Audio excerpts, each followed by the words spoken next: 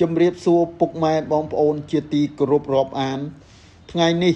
ខ្ញុំបាទតន្តបណ្ឌិតច័ន្ទសុខុម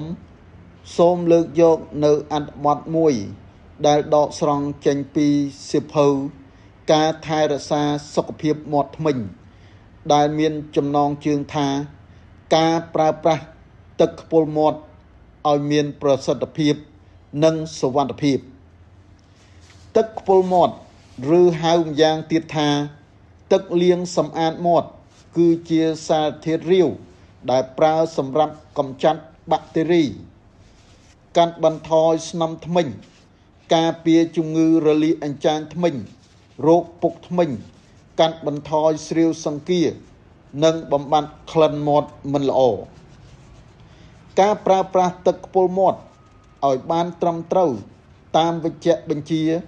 ដែលបានណែនាំជួយបង្កើនអត្ថប្រយោជន៍កាន់តែប្រសើរការណែនាំជាជំហានអំពីរបៀបប្រើទឹកខ្ពុលមាត់ឲ្យមានប្រសិទ្ធភាពនិងសុវត្ថិ